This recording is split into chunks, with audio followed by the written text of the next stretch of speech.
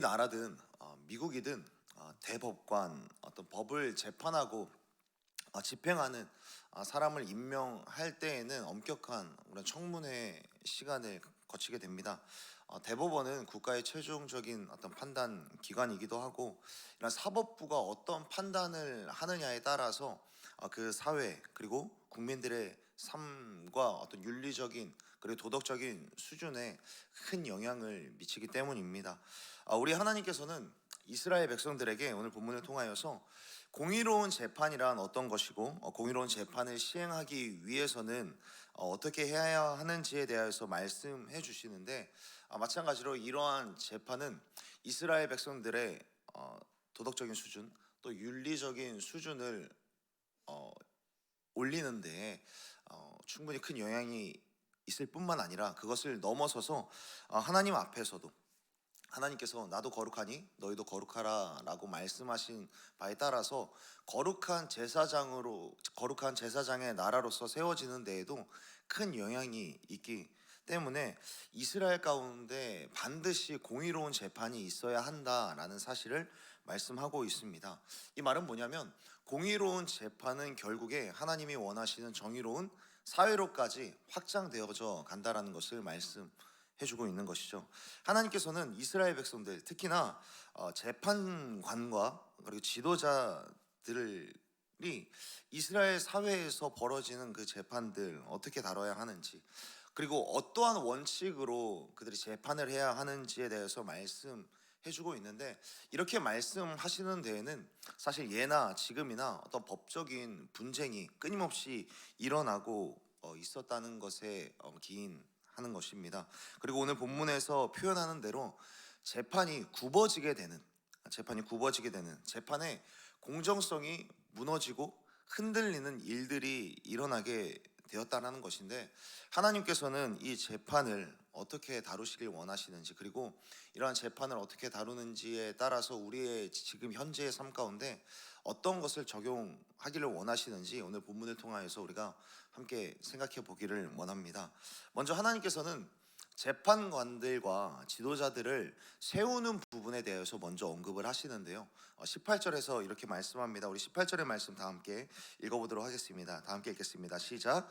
내 하나님 여호와께서 내게 주시는 각 성에서 내 지파를 따라 재판장들과 지도자들을 둘 것이요, 그들은 공의로 백성을. 아멘. 하나님께서 말씀하실 때 먼저 내 하나님 여호와께서 내게 주시는 각 성에서, 그리고 내 지파를 따라 재판장들과 지도자들을 세울 것을 말씀합니다. 재판장과 지도자를 세울 때 하나님께서 세워주신 그 각성에서, 하나님께서 보내신 그 지파 안에서, 그러니까 하나님께서 세워주신 그 질서 속에서 재판장들과 지도자들을 세울 것을 말씀하고 있습니다. 이렇게 말씀하시는 바는 뭐냐면, 재판장들과 지도자들을 세우는 데에는 반드시 그 하나님의 공정성에 기인하여서 세워야 한다라는 것을 말씀하고 있는 것이죠.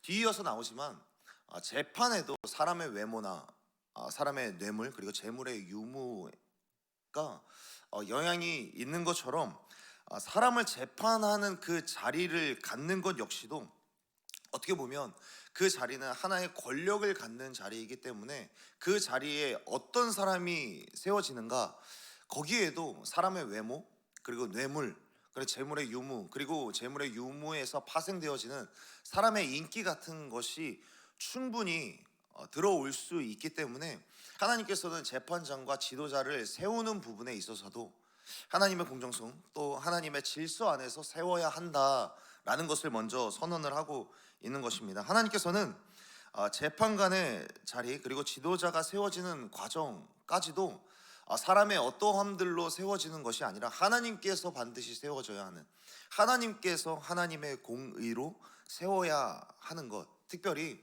재판을 하고 사람들을 지도하는 것 역시 하나님의 공의와 공정성으로 재판을 하고 다스려야 되는데, 먼저 그 자리에 올라가는 사람 역시 그 하나님의 공의와 공정성이 실현할 수 있을 만한 그런 사람들이 하나님의 질서 속에서 세워져야 한다라는 것을 선언하고 있는 것이죠. 그렇다면 그렇게 하나님의 공의와 하나님의 공정성에 기인하여서 세워진 사람들이 재판할 때 가장 큰 원칙, 가장 중요한 기준으로 삼아야 할 것은 무엇인가? 라고 볼 때에 18절과 20절 두 절의 말씀에서 이렇게 말씀을 합니다. 마땅히 공의만을 따라 재판할 것을 말씀하고 있습니다. 여기에서 공의라는 것은 원어로 해석해 보면 옳은 것이라고 해석을 할 수 있습니다.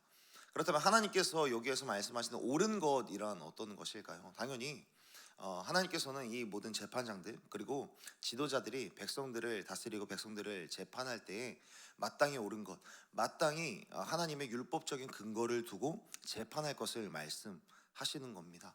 하나님께서는 이 재판장들과 지도자들이 이스라엘 백성들을 다스릴 때에 반드시 하나님의 말씀이라는 큰 원칙과 큰 기준을 두고 재판하기를 원하시는 것이죠. 그런데 이러한 사람들에게마저도 재판장들 그리고 지도자들 그들이 하나님의 말씀이라는 기준을 가지고 원칙을 가지고 재판을 해야 하는데 그러한 원칙을 흔들게 하는 갖가지 시험들이 있는데 하나님께서는 이 시험들에 대하여서 뒤이어서 계속해서 말씀하시는 것이죠.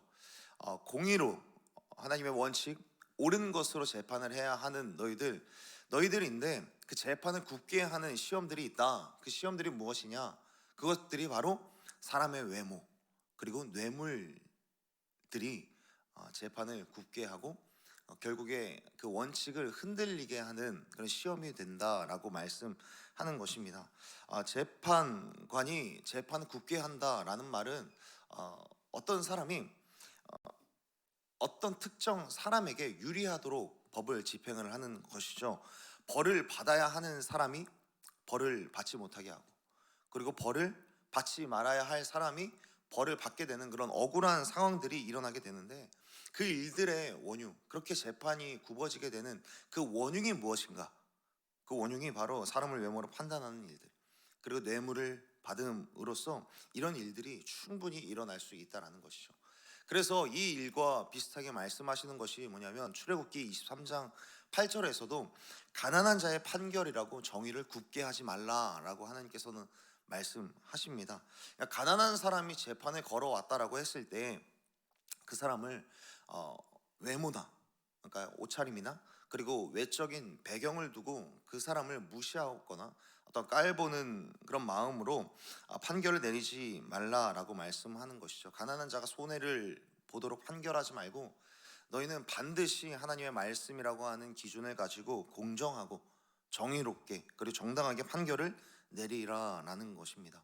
재판장은 말씀을 토대로 사람의 마음을 살피고 그들의 행위가 바른 것이었는지 그리고 그릇된 것이었는지 계속해서 진실하게 밝혀야 하는 임무가 주어졌는데 그러니까 이런 재물과 그리고 뇌물 그리고 사람의 외모를 통하여서 사람을 이미 판결해버리고 그러니까 이러한 일들이 19절에서 말씀하시는 바와 같이 아무리 지혜 있는 사람이라 할지라도 그 눈을 흐리게 하는데 충분히 큰 능력이 있다라는 겁니다. 그래서 이런 것들에 대해서 끊임없이 조심해야 한다라고 말씀하는 것입니다. 그래서 오늘날에도 이런 일들이 너무나도 많이 있지 않습니까? A와 B라고 하는 사람이 재판을 하게 되는데 A라고 하는 사람이 충분히 악한 일을 저질렀음에도 불구하고 그 사람의 외적인 배경, 백그라운드 그리고 그 사람의 재물의 유무에 따라서 그리고 그 사람이 얼마나 많은 돈을 쓰고 그리고 그 돈을 재판장과 지도자들에게 쓰느냐에 따라서 약한 경징계라든지 집행유예로 받고 나오는 그런 일들이 얼마나 많이 있는지 모릅니다. 돈이 많다면 그것이 결국에 힘이 되고 사람의 외적인 배경들이 결국에 힘이 되어서 정당한 판결을 뒤집는 일들이 너무나도 많이 일어나게 된다는 것이죠. 하나님은 이와 같은 일들에 대해서 예나 지금이나 끊임없이 일어날 것이기 때문에 이런 일들에 대해서 반드시 너희들은 하나님의 공의, 하나님께서 보시기에 옳은 것, 하나님의 말씀이라고 하는 원칙을 두고 공의롭게 재판을 해야 된다. 이 일들을 흐릿하게 만드는 사람의 외모를 보게 하는 눈 그리고 뇌물로 인하여서 마음이 흔들리는 일들이 있기 때문에 이것으로부터 반드시 너희들을 지켜야 한다라고 재판장들과 지도자들에게 말씀을 하시는 것이죠. 그런데 오늘 본문을 보게 되면 참 재미있는 것은 뭐냐면 오늘 본문은 분명히 18절에서 말씀하시는 바와 같이 그들은 공의로 백성을 재판할 것이니라, 재판장들과 지도자들을 두고 말씀하시는 것이 맞는데, 그 뒤 이어서 어떻게 말씀을 하고 있냐면 19절에서 너는 재판을 굳게 하지 말며 사람을 외모로 보지 말며 또 뇌물을 받지 말라라고 말씀합니다. 그리고 20절에서 너는 마땅히 공의를 행하라라고 말씀을 하고 있습니다. 공의를 따라서 재판해야 하는 사람이 재판장과 지도자들도 물론 맞는데, 먼저 이 말씀을 듣고 있는 너가 이렇게 사람을 볼 줄 알아야 한다라고 말씀하고 있는 것이죠. 너가 먼저, 너가 어떤 재판장의 자리, 너가 지도자의 자리가 되지 않을지라도 지금 이 말씀을 듣고 있는 너도 누군가를 판단하고 누군가를 판결하는 일이 분명히 있을 텐데, 너 역시도 너가 어떤 재판하는 재판장이 아니라 할지라도 너는 곳곳에서 하나님의 공의로 사람을 볼 수 있어야 한다라고 말씀하는 것입니다. 왜냐하면 너 한 사람 한 사람들이 이스라엘 사회 가운데 사법적인 공의를 이루어야 할 1차적인 책임이 있는 한 사람 한 사람의 재판장, 지도자라는 것을 말씀하고 있기 때문입니다. 사랑하는 여러분, 예나 지금이나 뇌물, 사람의 외모, 외적인 배경들이 일상생활 저변에 중요한 것 이상으로 많은 힘을 발휘하는 것들로 많이 자리 잡고 있습니다. 사람의 외모나 뇌물은 사람의 중심을 흐트러뜨리기에 너무나도 강한 유혹으로 자리 잡고 있는 시대입니다. 하나님이 세운 재판장과 그리고 지도자들이라 할지라도 이것들에 너무나도 많이 흔들리는데, 그 이전에 우리 한 사람 한 사람 충분히 어떤 그 자리에 세워져 있지 않다 할지라도 이제 곧 약속의 땅으로 나아가는 너희들 한 사람 한 사람들, 너희들에게도 이러한 뇌물의 유혹, 외모의 유혹들 충분히 올 수 있는데, 그럼에도 불구하고 하나님이 원하시는 것은 무엇인가? 너는 마땅히 공의만을 따르라, 너는 마땅히 옳은 하나님의 말씀만을 따르라 라고 말씀하고 있는 것입니다. 너는 공의를 따라 재판을 하고 공의를 따라 이 세상을 바라보고 사람을 바라보고 공의를 이 땅에 실현함으로써 하나님이 원하시는 정의로운 사회를 만들어야 한다라는 하나님의 비전을 지금 심어주고 있는 것입니다. 공의로운 판결은 결국 정의로운 사회로 이어지는 하나님의 비전을 끊임없이 말씀해주고 있는 것입니다.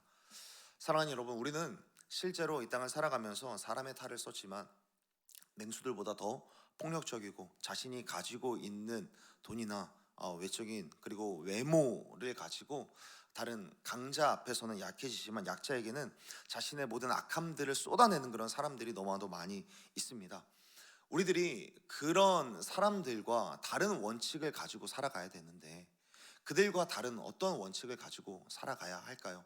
다른 사람들은 외모를 원칙으로, 다른 사람들은 뇌물, 재물의 유무, 재물의 크기, 그런 것들을 힘으로 갖고 살아가는데, 우리들은 어떤 것을 힘으로 가지고 살아가야 할까요? 그것이 바로 우리들은 공의, 옳은 것, 하나님께서 맞다라고 말씀하시는 것, 하나님께서 이것이 옳은 거야 라고 말씀하시는 하나님의 말씀을 원칙으로, 그리고 그 말씀을 힘으로 삼고 살아가는 저와 여러분이 되기를 간절히 소원하고 축복합니다. 이 원칙을 가지고, 이 하나님의 말씀이라는 가장 중요한 이 기준을 가지고 살아가는 우리들이 되어지기를 간절히 소원하고 축복합니다. 사람은 인생 가운데 반드시 무언가에 취해 살아가는 그런 존재들입니다. 일에 취하든 돈에 취하든 성공에 취하든 권력에 취하든 우리가 만취하지 않았을 뿐이지 누구나 다 무언가에 어느 정도 취한 인생을 살아가는 것이죠. 그런데 그 취한 정도가 지내지다 보면 이런 현상이 일어납니다. 멀쩡하던 사람도 술에 취하면 180도 사람이 변하게 됩니다. 참 좋던 사람도 돈에 취하기 시작을 하면 그렇게 어깨가 올라가고 말을 함부로 할 수가 없는 것이죠. 외모에 취하면 사람이 그렇게 도도해질 수가 없습니다. 정말 좋은 사람이었는데 어느 순간 권력에 취하게 되면 함께 하고 싶지 않은 그런 사람으로 변하게 됩니다. 우리가 이 땅 가운데 어디에 무언가에 취하여서 살아가야 하는가, 어디에 취해야 되는가가 정말 중요합니다. 그것이 우리의 인생 가운데 중대한 결정을 할 때 중요한 영향을 미치기 때문입니다. 그렇다면 우리들은 무엇에 취하여서 살아가야 할까요? 이번 한 주를 살아가는 동안, 또 오늘 하루를 살아가는 동안에 마땅히 하나님의 공의만을 따르는, 그리고 공의를 말씀하시는 성령 하나님의 음성과 성령 하나님의 충만하심에 취하여서 살아가는 저와 여러분이 되기를 간절히 소원하고 축복합니다. 하나님의 말씀에 취하여서 우리의 모든 사고, 우리의 모든 생각, 우리의 모든 판단, 사람을 대하는 일에 있어서 하나님의 그 공의로운 선택과 결정들로서 우리의 삶을 채워가는 저와 여러분이 되기를 간절히 소원하고 축복합니다. 이 사회 가운데 하나님의 공의를 이루어야 하는 1차적인 책임은 바로 하나님의 백성인, 하나님의 자녀인 우리들에게 있기 때문입니다. 하나님의 공의로 이 땅 가운데 하나님이 원하시는 정의로운 사회를 실현시켜 나아가는 하나님의 거룩한 백성, 거룩한 자녀들이 되어져 가는 저와 여러분이 되기를 간절히 소원하고 축복합니다. 함께 기도하겠습니다.